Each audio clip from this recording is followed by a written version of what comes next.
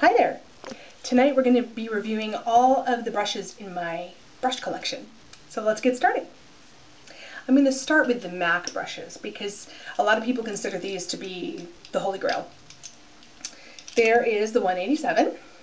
This is the big skunk brush, I call it. I use it to apply powder, foundation, whole face items like that.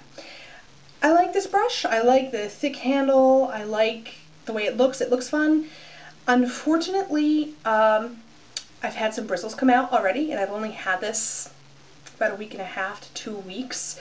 Particularly when applying my foundation, which is a cream foundation, I would put the brush in the product and wipe it around, and I'd have black hairs in my foundation. I'm not sure if that problem is unique to my particular brush or if that's something that is a problem with all of the kabuki, or not the kabuki, the skunk brushes that MAC makes. I like it, I'm glad I bought it, but that kind of is upsetting. I've had better luck with my other MAC brushes. This is the short-handled blush brush. The pencil brush, it's the 210. Look at this, I use it so much that the writing's worn off. The 210.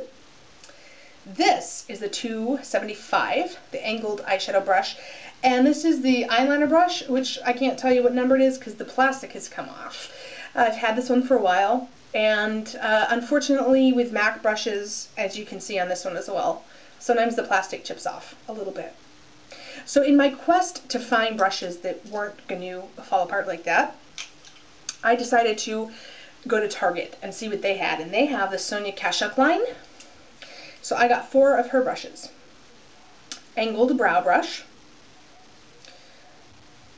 full-on poofy eyeshadow brush. I love this brush. I need to get another one. Concealer brush, which I found is excellent for applying eyeshadow base. And this could be kind of a thick eyeliner brush. I use it to apply color in the crease of my eye and to contour my eye. I like these a lot. They're about between $6 and $12. They don't fall apart. The hairs don't come off. They're really soft, and I think they're an excellent bang for your buck. 2 random brushes that I have. This is just a Studio Basics eyeshadow brush.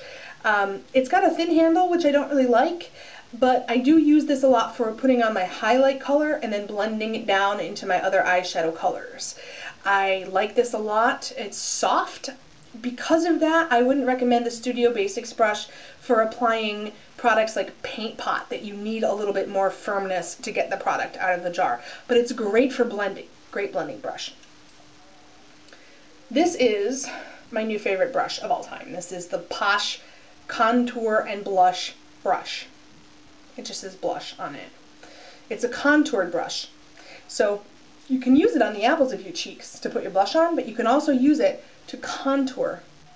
And I've been using this with the MAC Sculpt, or Shade and Sculpt powders that just came out. I love this brush. It's so soft on the skin. It feels like one of my cats. And this was $11.99 at Wegmans, which is like a big supermarket chain here in the Philadelphia area. So if you don't know about Posh, go online, do some research. The last group of brushes that I have are my Bare Minerals brushes. They came with a starter kit, and I've kept them even though I no longer use the foundation because I think they're great brushes. There's the concealer brush, which is a short-handled, stiff bristle concealer brush. I use this with my Prep Plus Prime eye to cover up my dark circles, and I find it gets excellent coverage. Love it. There's the short-handled blush brush, which is intended to be a foundation brush. It's got bushy bristles.